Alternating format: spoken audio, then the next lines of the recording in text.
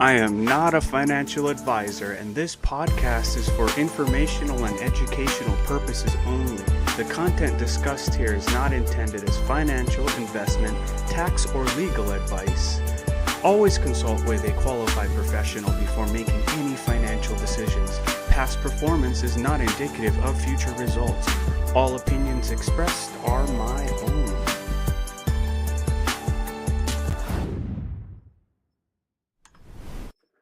Aloha and welcome back to the week that was, your weekly market recap. I am your host, Colin Edsman, and what a week it's been. My goodness, if you tuned in on Wednesday and watched the NASDAQ crater 4% in a single day, yeah, that was brutal. But here's the thing, the story didn't end there. We rallied back, we're positive, and we've got some real lessons buried in this week's noise that matter for how you position your money. Stick around because today we're breaking down the biggest IPO in history and why it's a bellwether for whether capital is flowing, why chip stocks got demolished midweek and why it might happen again, a peace deal that could reshape global oil markets and what that means for your portfolio, and the real story underneath all the chaos. Let's dive in. Now, even if you weren't exposed to the market at all, yes, thank you for the audio and visual check from the studio. I appreciate you. Thank you so much. Now, let's dive in. Now, like I said, even if you weren't exposed to the stock market at all, or you just kind of were listening to the news, you couldn't help but hear the word trillionaire all week. And the SpaceX IPO came out today. Now, I've been talking about it for a while, so it's not news to any of you who've been following this podcast. But it actually happened, and it happened today, and because of it, Elon Musk is now the first trillionaire in the world. Now, what that means to you is something actually pretty cool. You are closer to being a billionaire than Elon Musk at this point. Actually, you are closer to being the wealth of Jeff Bezos than Jeff Bezos is to being the wealth of Elon Musk. Like, that's how much a trillion is. Here, we'll get into a little bit more math. If you were to count 1 trillion seconds, how long do you think you would be counting for? Do you think you would be able to survive counting to a trillion? I'm gonna spoil it right now so you don't have to do any math. No, because counting to a trillion is like 32,000 years. Something like that. It's wild because a billion is like 32 years. Okay? A million seconds is like 11 days, right? For some mathematical comparison. But before I start rambling on about fun math, the story we're going to talk about today, big across the market, big across every news outlet, is the SpaceX IPO. 75 billion and now over a trillion and it's the biggest IPO in history. This story is literally everywhere, and everything else orbits this week. Here are some of the numbers. Yesterday morning, SpaceX this morning, excuse me. Yesterday for you guys, this morning for me, it's complicated. But SpaceX went public with the ticker SPCX on NASDAQ, priced at $135 per share. That's a 1.75 trillion valuation.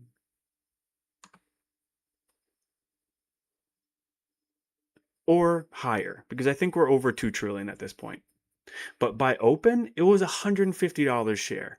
Within minutes, we're looking at 20% gains. It closed yesterday at 161.11, 19% in one day. $75 billion in fresh capital for one company.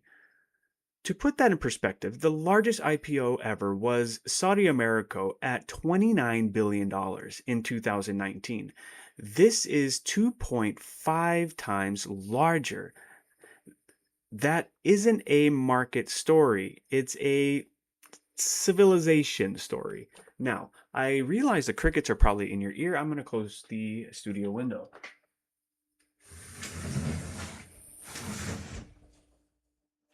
And yes, that was nails on a chalkboard for me as much as it was for you. But we can't be hearing the crickets all evening. That's not this podcast. Right? Right. So excuse me if I can't get my head right for a second. I'm getting used to the new studio setup. Now, back to SpaceX. So, why this matters to you and your money?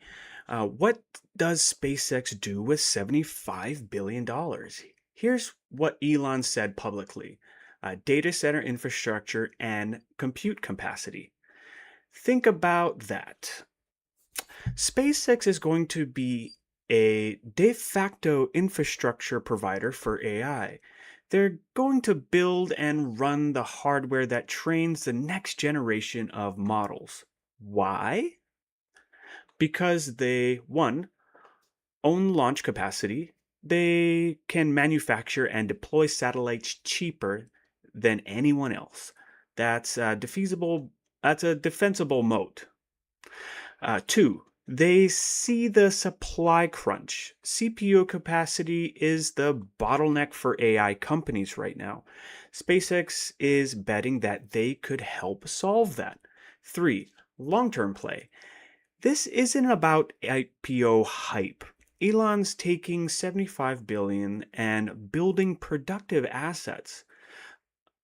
This tells us where smart money thinks the bottleneck is. Not in AIs, not in application, it's in infrastructure. Chips, power, data centers, cooling. The picks and the shovel game never died. It's just a whole lot bigger. The market loved it. I mean, the sentiment was bullish all day. Now, I'm not going to sit here and lie like I wasn't being a bit of a pragmatic bull in this situation. No, I didn't full port this. I got allocated my one share like everybody else, so now I got to go and dollar cost average in just like you. But this is going to be a volatile moving stock for the first few weeks and months. Honestly, because that's just how it goes for a new company. Doesn't matter how big the company is. Now, the market loved it. Asian markets ripped. South Korea's market up 4.6%. Japan's Nikkei up 2.8%. In India's up 1.5%. Now, if you're following the markets earlier in the week, you saw that Japan and Korea, they kind of fell out of the sky. Like they tripped their circuit breakers like a lot in those countries. Well, maybe not Japan, but definitely Korea. I've seen them trip their circuit breaker a couple of times recently. But why is everybody so stoked about this? Because the world is watching the US commit massive capital into AI infrastructure. That signals a few things are true. We're not at a top at all. The AI build out is real, not just talk. Money is flowing into assets, not hiding on the sidelines. That's a big psychological shift from where we were 2 weeks ago. All right, so that's a little bit about the overall interesting parts of the biggest IPO in history. Now I'm going to show you a little bit of a clip that I previewed, and I want to watch with you because it's what Elon's first remarks were after they IPO'd. So give me 1 second.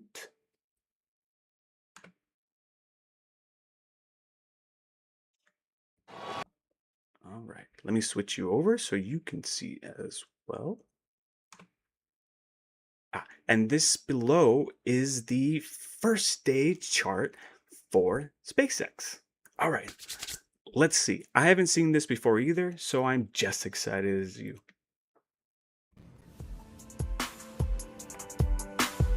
Nope, that is absolutely wrong. 1 second. That's not correct.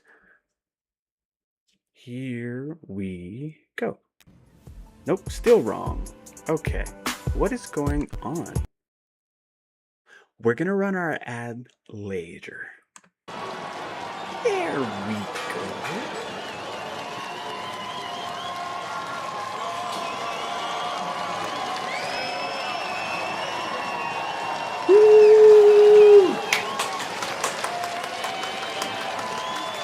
We're going to Mars, yo! Mm-mm.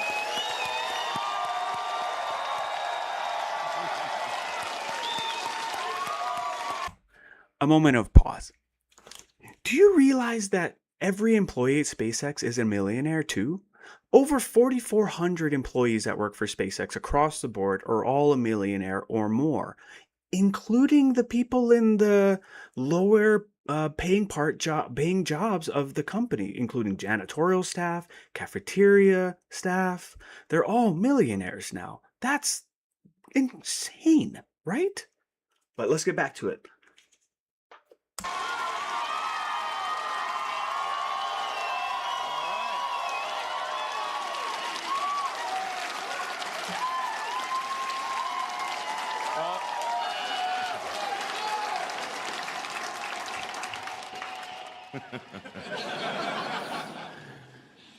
Well, thank you, Gwen.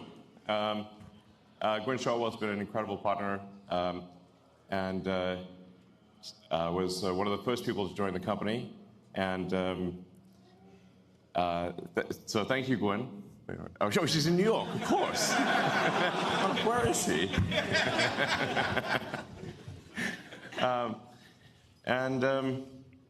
Yeah, it is certainly hard to believe that a little company that started in a warehouse in El Segundo is now going public with the largest IPO that ever. And let me tell you, if people had told me this was going to happen, I was like, man, you must be smoking some really good crack, because I think this company's going to fail. I mean, I gave SpaceX less than a 10% chance of succeeding at all, to be clear. In fact, I told people this. I said, look, we're probably going to fail, but we should give it a try, because if we don't, if there's not a new company that enters space, we will never be a truly spacefaring civilization. While the other aerospace companies, they build good rockets and everything, they were simply not pursuing the technology that's necessary to make life multiplanetary, to make Star Trek, to make the exciting science fiction futures that we've read about real. And that's what SpaceX is all about. It's to take the fiction out of science fiction and create an exciting, inspiring future for everyone. We want to be able to take anyone who wants to go to the moon, anyone who wants to go to Mars, or anyone in the solar system, and maybe beyond the solar system at some point. We want to be able to take you there. Not just a few astronauts. I mean you, literally you. If you watch, whoever you are watching this, SpaceX wants to be able to take you to the moon, take you to Mars, and ultimately beyond. And I'm confident at this point that with the incredible team that we have here at SpaceX, that we will do that for you.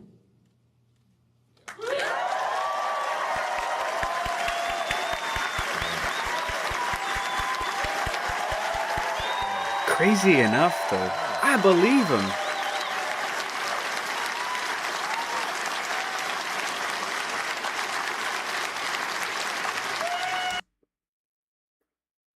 Was that a Grok jacket? Oh, we gotta check if they have that. That's kind of cool.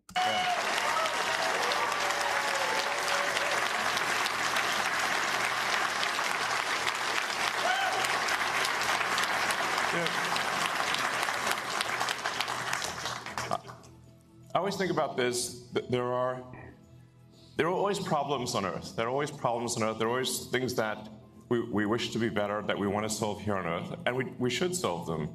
But there also have to be things that get you excited about the future, that make you glad to wake up in the morning, because you can't wait to see what happens next. And that's the future that SpaceX wants to bring to you. Wow. Yeah, I'm not gonna let the ad play because the heck with that.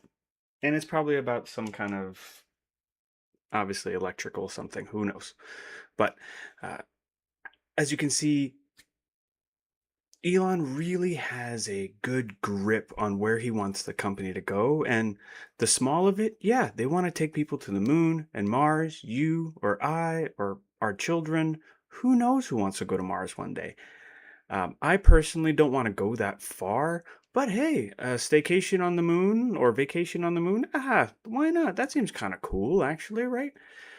But for our next story, semiconductor collapse and recovery. So, what had happened was Wednesday was a bit of a teaching moment. Don't forget it.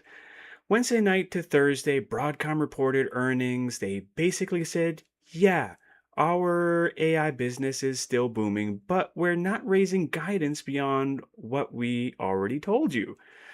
Market interpretation. Oh, the AI build out is slower than we thought. Result? Semiconductor stocks got obliterated. Here's the actual damage. Nasdaq down 4.18%, worst day since April 25th. S&P 500 down 2.64%. Chip stocks down chip stocks got hit the hardest though. One bad guidance and $1 trillion vaporized from the market in a single day.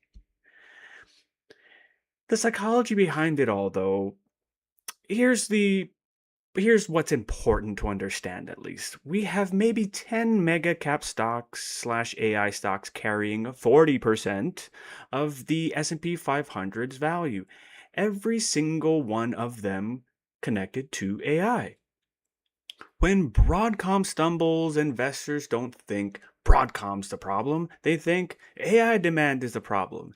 And if AI demand softens, the entire narrative cracks, so they panic sold. But here's the thing, they were wrong to stay panicked. By Friday, the group recovered. Because what actually happened? Broadcom didn't say demand is down. They said it's the same as we expected, meaning we'd already priced in this reality. The market completely overreacted. That's a feature of concentrated portfolios. One data point equals 10 stocks getting punched in the jaw. But here's the lesson here as a takeaway. When 40% of an index flows through 10 names and those names have binary guidance calls, you're going to see 4% Nasdaq swings. That's just math. The question isn't what will happen again. It's when will this happen again? For your portfolio, though, diversification isn't just boring, it's insurance. Having some exposure outside of AI the would have cushioned you a little bit on Wednesday. I'm just saying. The recovery by Friday, though, we were tracking positive. Nasdaq ended up slightly over positive to neutral. S&P 500 up about 0.5%. Dow Jones up about 0.75%. That's some pretty good resilience. But here's why they bounced. Valuations got cheaper. People who wanted to buy at lower prices got their spot because smart people knew that this was already priced in. And only people who didn't really think about that beforehand panic sold. So basically, you sold it at a cheaper price to the people who were waiting. But here's number two. Excuse me. The peace deal momentum. That's what kind of helped the reason or helped the Nasdaq and the S&P 500 and the Dow Jones bounce back. On a side note, if you're ever watching Trump and the market at the same time like I do, you'll notice a couple of things. So, he doesn't like it going below the 50 SMA. Just saying, as a note, right? Once it gets to about the 50, something's going to happen and it bounces back. So for the short term, or who knows, the rest of his term, I don't know. Just follow that, right? Just look at the 50, look at the 20. The moving averages are very, very important. let's get into that peace deal real fast. For story number three, the US Iran deal and oil markets. Because that's always just what we have to cover now. Like, I've said this numerous times. I am not happy to cover oil markets and Iran. It's so boring and so sad. Just just fix it, right? Just fix it. I'm just tired of covering it. But we're going to cover it because it's important for your money, it's important for my money, it's important for the local economy wherever you are. Doesn't matter if you don't use gas or not. Energy going up is bad for people who don't have the money to afford higher prices on this energy. But here's the deal. We never know, right? Friday morning, Iranian media reported progress on a draft US Iran accord. The headline terms: lift oil sanctions Iran, reopen the Strait of Hormuz to Iranian ships, possible signaling in Switzerland as early as Sunday. So we'll keep an eye out for a couple days from now for me and tomorrow for you. If this is real, though, it's a fundamental shift in global oil supply. I saw the oil futures take a bit of a downturn, which is great, right? We're seeing somewhere in the high 80s to mid 80s. That's great. From the all time highs like we saw a few months back when we covered this at first, it ripped to like $120 uh, per barrel on the oil futures. And that is not a sustainable cost for crude oil. But here's why this matters. Iran hasn't been able to export oil at scale for years. If those sanctions lift, you're unlocking millions of barrels per day hitting the market. What happens to oil then? It could drop 15 to 25% if supply suddenly increases. It will start trading like a straight up meme coin, but in a down direction. Now, it's still a very volatile market. Please don't start shorting oil like you know what the heck you're doing because I said something. I'm just some guy on the internet. I'm not saying go short oil because you could make a 20% or more if you're leveraging there on futures. Don't do that. That's ridiculous stuff. Don't listen to one random guy. I get my information the same way you do. I go and crowdsource it. But that's pro stocks because it's lower energy equals lower cost equals higher margins for everybody. But why are we rallying yesterday morning? This deal hypothesizes that priced in was positive. More supply, lower prices, no inflation surprise. That's good for equities. But here's the catch, because there's always a catch. Is this deal going to really happen? I don't know. You don't know. They go back and forth all the time. So we just got to keep our eyes on it until the papers get signed and ink is down on parchment. We cannot say. Your guess, honestly, is as good as mine. These things fall apart all the time, but the market is betting it happens at this point because we've gone back and forth, back and forth, back and forth for how long? For all of the other old individuals out there, it's sort of like that Austin Powers gif that we always use. Yeah, it came from a movie when he's stuck in the hallway, just kind of with the baggage cart. That's sort of what the deal was doing the last few months. It was fixed. It's not fixed. It's fixed. It's not fixed. And then it's just like nobody knows anymore. So we could still be in that situation. But the longer we're sort of in that, for lack of a better description, sideways trade, I think it's a pretty bullish sentiment that we're going to get this done sometime soon. But that would be a surprise, which means it's got limited probability in the market's eye right now, right? Because everybody thinks it's maybe, maybe not. But for your portfolio, here are some takeaways. One, energy is a defensive play right now, not a cyclical one. People are betting on lower oil prices. If the deal fails, energy becomes a rotation play. People will move from tech into energy. Now, I've said this a couple times in some previous pods, and if you're new to the channel, please go check out the catalog of other podcasts that I've put out covering some of the, well, information that we're covering now in the past. Now, number three, consumer staples rallied Friday as well. P&G was up like 5% because lower energy equals, like I said, better margins for everybody, including retailers. So you got to watch this like a hawk next week. This is the kind of geopolitical move that can shift sector leadership, right? And like I said, it's going to move from tech into energy. So keep your eyes on that. Now, here's some of the deeper thought processes behind the entire market this week because there's so much going on. It was a pretty volatile week for as bullish as the overall sentiment is. So, if you strip away the noise, here's some of what I'm seeing. The overall narrative, we're in the middle of a capital reallocation cycle. 6 months ago, the story was AI is going to 100x everything. That's some unrealistic hype in anything. Massive momentum, terrible fundamentals. Today, the story is AI is real. AI infrastructure is the bottleneck. We need to build stuff. Chips, data centers, power, cooling, that all costs capital. That takes time.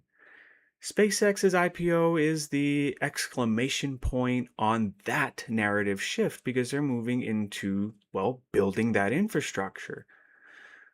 That's flowing where, do you think? Well, from what I can see is capital is flowing into AI infrastructure plays, like I said, chips, data centers, power, cloud computing. It's also moving into energy. Like if the deal goes through, we get more oil. You need energy for infrastructure, so infrastructure becomes cheaper, so it's bullish for AI infrastructure. So, sort of oil is, well, an infrastructure play. Semiconductors are also where capital is going to flow to. Despite the volatility, the demand is still there. Consumer staples. Lower costs equals, like I said, better margins for P&G, Unilever, etc. Capital is flowing out of unprofitable AI startups, right? We got to remember fundamentals. You can't just ride hype. And if you can ride hype, well, trim and trim often. Ultra expensive SAS. If you're not generating cash, why should or why if they're not generating cash, why should you own it? Right? Like you can just go get a job and generate more cash than they do. Some mega cap AI. So you got to look at those as well. Capital could be flowing out of those because of the overextended nature of them. At current valuations, the multiple compression is real. This isn't the end of the AI story, though, right? We're moving into a different chapter of this book from the initial opening to the excitement to, wow, this is new, to actually building what we need to keep this sustainably growing and helping humanity as a whole. This is sort of a maturing, right? Now we're getting into, yes, it's going to be here. Yes, it's useful. Oh, snap, we need to build stuff for it. The macro picture, though, here's the tension, I guess. Jobs were strong in May. Unemployment unchanged at 4.3%. Inflation at 4.2% year over year. That's still high. But we're sort of looking kind of at a bit of a Goldilocks zone. We're sort of almost there. It's not too hot. It's not quite too cold, which means the Fed probably won't cut rates as aggressively, but they probably won't hike them either. So we got a bit of a stagflation with a positive caveat to it. That's a stable environment for equities, right? We're not in, it's the volatility is low, which means things can grow on their own merit rather than being squashed down by things like oil and war, conflict, Trump posts, right? That kind of thing. We can actually just let the companies cook like they're supposed to. And when fundamentals come in and fundamentals are good, companies grow and don't get squashed like they have been. But if the job numbers were strong enough to scare the market about inflation not coming down as fast as hoped, you get what we saw Wednesday: rotation out of mega cap AI into value plays. Here's my sort of considerable setup for next week. Here are a couple of things to watch. 1. Does the Iran deal actually happen? Sunday and early next week will be times to look at that. If yes, energy pops, materials pop, some rotation out of tech. If no, tech rallies on, well, they avoided some inflation risk. 2. Can chip stocks stabilize? Broadcom's guidance was fine. Nvidia, which we'll see next Thursday, needs to beat and raise. If they do, chip stocks quiet down. If they stumble, another 4% on the NASDAQ again. So keep your eyes open for that. If you're in there already and you've rallied back, consider either trimming and diversifying into energy. Energy, they need it. We need it. We need it to build all the stuff that we're using. Number 3, money flows ahead of big IPOs. Anthropic and OpenAI are coming this month, or soon after this month. I don't know yet. June could be honestly, this could just be an interesting summer altogether. That means capital is moving around the market looking for exposure before the IPOs drop. Expect continued volatility and sector rotation. So Anthropic and OpenAI are both great plays. Like I personally are using a lot now. I'm using a lot of Anthropic or a lot of Claude. I'll get into that in some personal takeaways from my week in a little bit. But in OpenAI, if you want pre-IPO exposure, Robinhood Ventures Fund 1 is invested in OpenAI amongst some other closed-end funds and the like. Go with Robinhood Ventures Fund 1. It's the cleanest exposure you can get. But expect some volatility, right? This is not going to calm down until the big IPO sort of calm down and we kind of know how to price everything in. But this isn't chaos. This is a healthy repricing. Nothing goes up forever. Eventually, people take profits and take those profits and try to move into something that can also move. Things were very overextended in a lot of places. But my outlook is still very bullish the next 7 to 10 days or so. If I had to bet on, I don't bet. If I had to predict one scenario for next week, it's this. The Iran deal moves forward, oil drops, energy sectors get hit, tech stabilizes, Nvidia beats on Tuesday earnings and provides confident guidance. The Nasdaq rallies 2 to 3%, and we end the next Friday higher than we did this Friday. Here's why I think that though. Here's the first play: defensive tech. Not the mega cap, mega expensive AI plays, but the infrastructure plays with real cash flow, like Microsoft, Supermicro, and Broadcom. These aren't AI moonshots. They're AI infrastructure which will require capital intensive build out plays. They're different animals. Play number 2, energy. Now, this is contingent on if the deal happens. So if Iran oil comes online, you're looking at the entire energy sector taking, who knows, right? I'm not actually quite sure where it'll go. I'm taking a wild guess that it's going to rally a bit because they're kind of priced in higher, but their prices are going to go down. So they don't actually have to pay those priced in higher prices. So their margins come down. So you could actually see something better. So let it play out, but energy outperforms in a lower inflation scenario altogether. Clean energy plays like ticker ICLN could also rally on where you've got more oil supply, to keep it simple.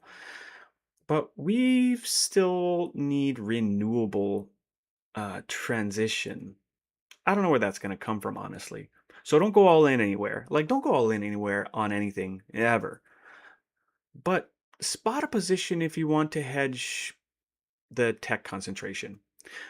Here's the next play: Value rotation. If the market rotates out of mega cap AI into more traditional value, you got financials, industrial, and materials that will rally from there. Again, small positions on sort of like hedging and insurance. But here's the big picture. For the overall next month, here's what my thesis has kind of wrapped around. The SpaceX IPO is a buy signal for AI infrastructure. NVIDIA, Microsoft, Supermicro will outperform the broader mega cap narrative. Energy and cyclicals will stabilize instead of tanking because of lower oil equals good for the economy.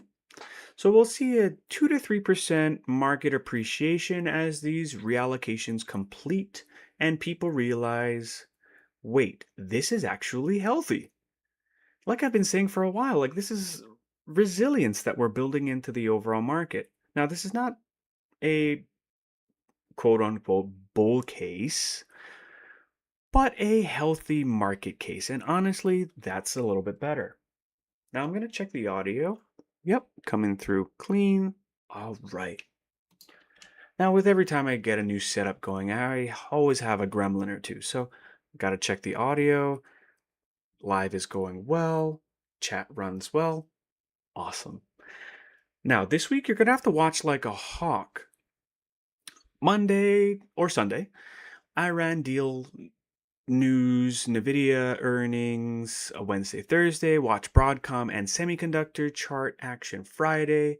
See if the week's bias is tech, energy, or rotation.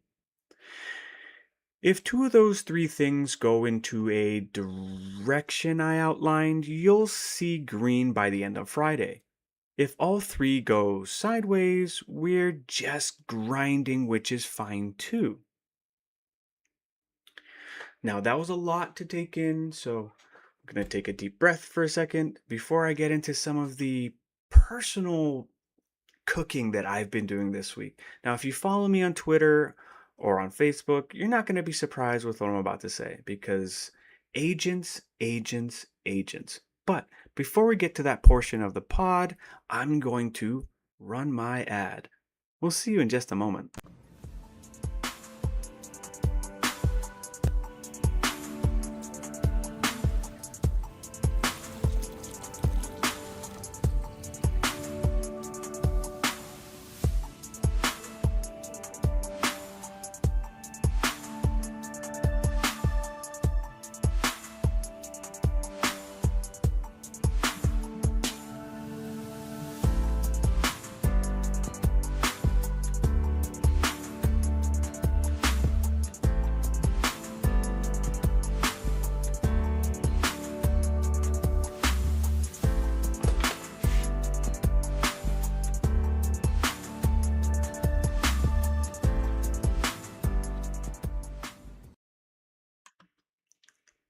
All right.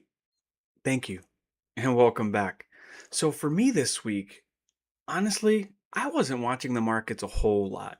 A lot of the things I do are kind of on auto trade. Well, you set up stops, your calls get called away, or your cash to puts get assigned, that sort of thing. It's not something I necessarily have to watch. But during this week, honestly, this week went by like a flash because all I was doing was using Claude by Anthropic. So if you don't know what Claude is, it's a supercharged AI, right? And with that AI, you can build AI agents. Now, if you don't know what an agent is, it's basically a computerized reasoning, learning program. You can sort of make it like a person. So for me, because Robinhood also came out with their AI agent portfolio, which I wanted, of course, to get an AI to trade. So that's the goal, right? So I have an AI agent. The AI agent runs the portfolio. They trade all the equities for me, buy, sell, they analyze, and then they continue growing and basically, well, doing what I tell it to. Now, that's the caveat, isn't it? What do you tell your AI agent to do? Right? You can't just type in, hey, Claude, make me money. It's going to come back with so many prompts that you'll run out of tokens before you ever get to an idea that will make you money. So it's important to come up with a theory first for your agentic trading platform.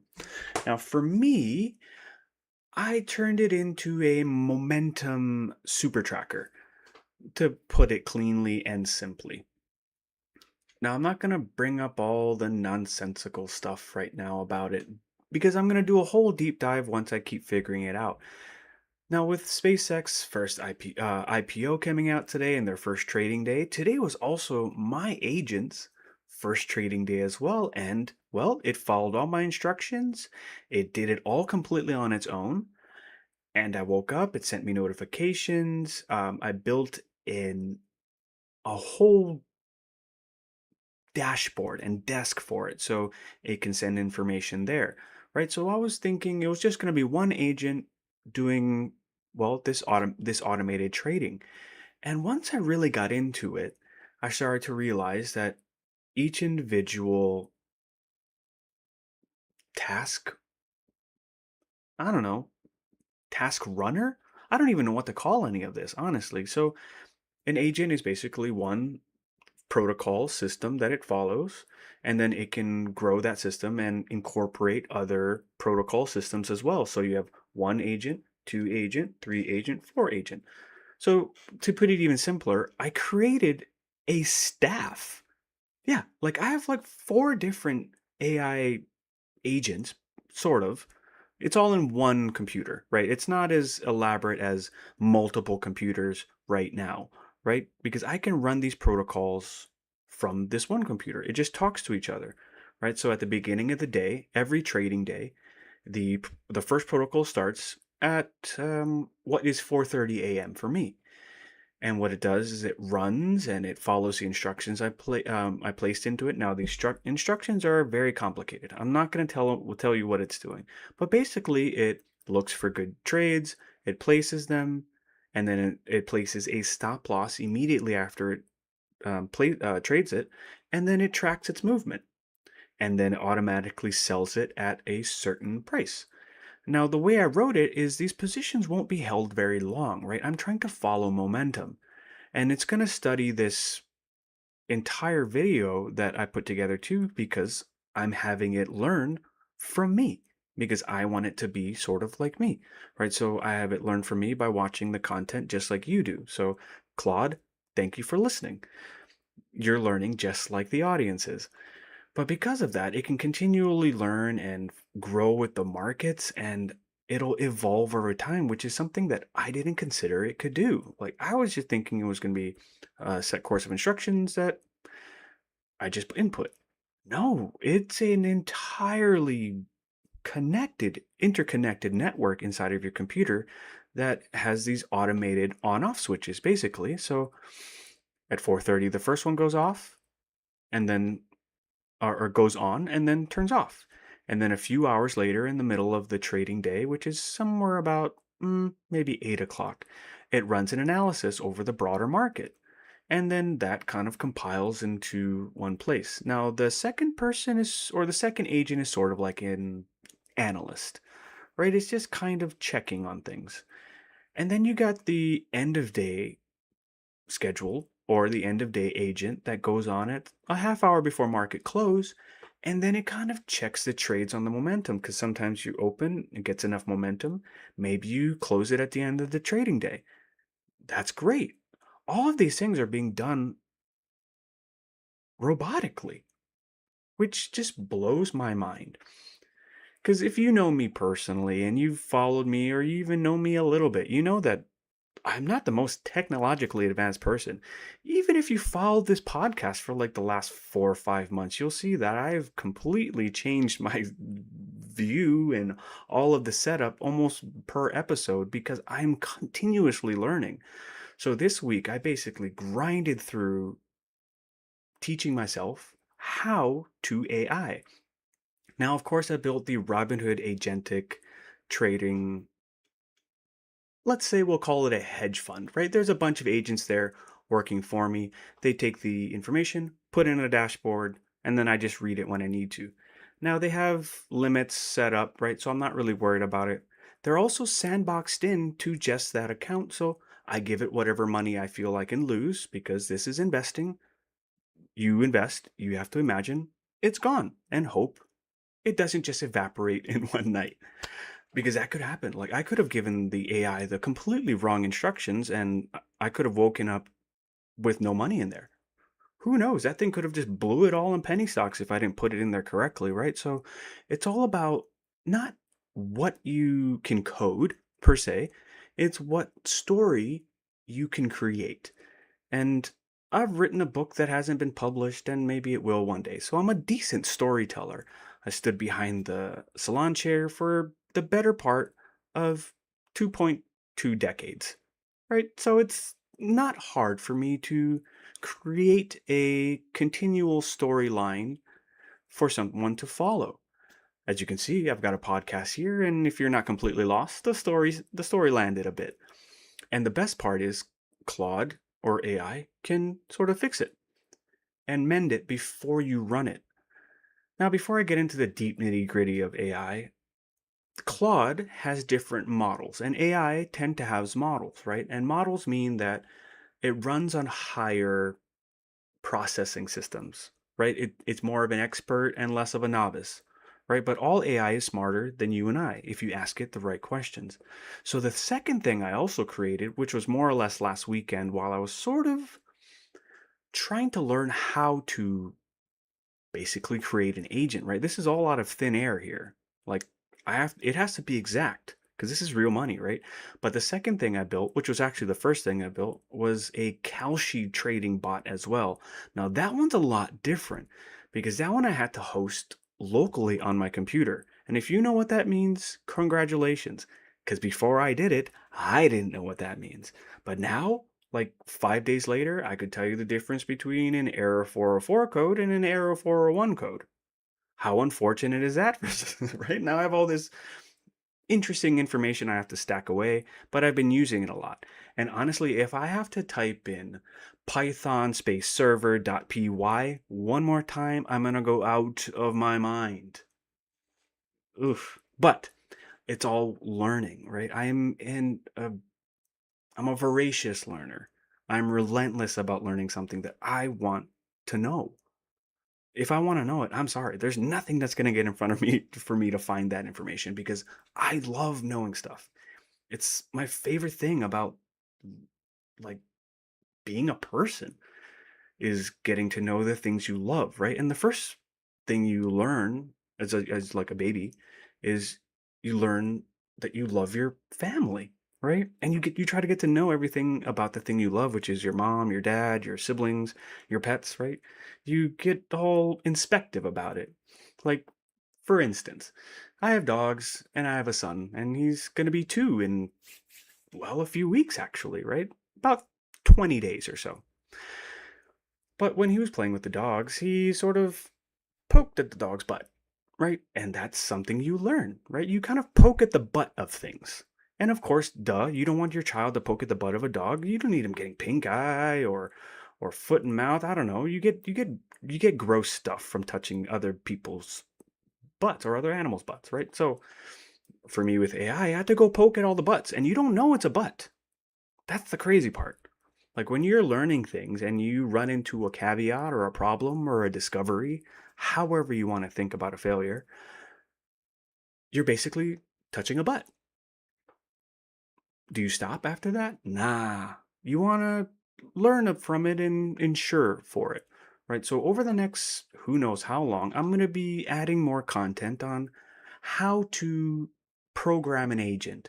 I've been getting some messages and some questions on Twitter, X. Wow, actually, X is part of SpaceX, which is interesting too. Does that mean like I own a part of Twitter right now? Doesn't matter. Doesn't matter. That's a whole different animal. But I want to put out more content for you and for all of the other people asking me questions, how they got their AI running. Now, what took me the longest time with Robinhood Agent was me realizing that automating stuff came through a scheduler and not necessarily letting it just kind of run and abandon like I thought beforehand, because that would use up a lot of tokens. And tokens are basically an allotment of time on the server, as the best way to put it. And that time gets smaller if you're using a higher model. So you can use a smaller model or a cheaper model on tokens to kind of beta test your idea. And then you turn on Fable 5, which is still available till the 22nd, I think. And then you can run it to perfect your idea, right? That's kind of what I learned works the best because I didn't know that at first, right? You go in, you get excited, you're like, yeah, let's ask a bunch of questions. We're going to ask a bunch of questions. And then, like 30 minutes in, you've used up all your time. And you're like, what? I'm out of time? And then it won't come. And it's like a 5 hour block. And then every 5 hours, it resets. And then you have a weekly allotment. Like, I think I'm at like 80, 82% of my weekly allotment, which rolls over a Sunday. So luckily I kept that in mind and my procs or my scheduling or my agents, my staff, they will start Sunday at 3:30 just to assure that I've got my allotment. Now next week is not going to be nearly as intensive on tokens due to the fact that, well, I did most of the building this week. Next week is going to be the full test run of my overall, let's call it an algorithm. And if you don't know what an algorithm is and you've just heard the word thrown around, it is not the actual program. Like a program is a program, or a program is a code. But an algorithm gets turned into a program or code. But the algorithm, if you want to think about it in a much simpler way, is a story. If this, then this, then this, if this, then this, if this, then this, if this, then this. Right? It's like any kind of story. Beginning, middle, end. Right? So the scheduler or the agent has a do this, then this, then this. So each agent has roughly about 7 steps it goes through, then turns off. And I've learned that it doesn't use a whole lot of tokens to run each schedule or each job because I want to make sure it can run all week without running out of tokens because then I basically not automate it anymore and I have to go and do things manually, which is the opposite of what I'm trying to do here, right? I want it to be completely automated. But yes, basically I've just been stuck in this room all week. That's why I'm got a completely different setup. As you can see, I'm sitting here at the desk because, well, I sort of need to.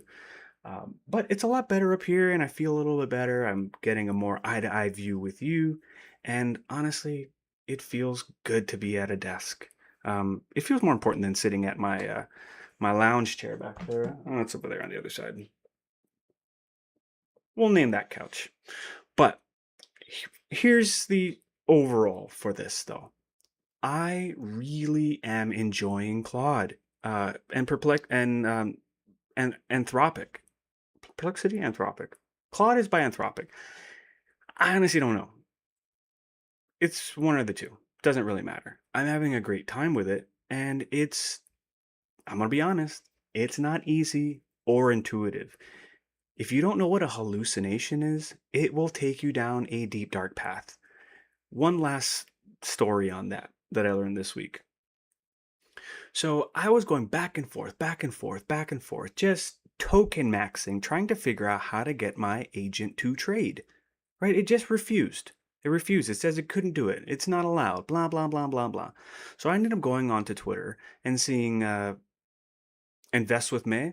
Josh, he screenshotted his screenshotted his screen and it said agent trading your portfolio and it bought his first set of SoFi shares and I was like, this is bull. So I screenshotted that or took that picture and I shoved it into Claude and I'm like, Claude, literally, look, you can do this. Other people are doing this. This is possible. What is your problem?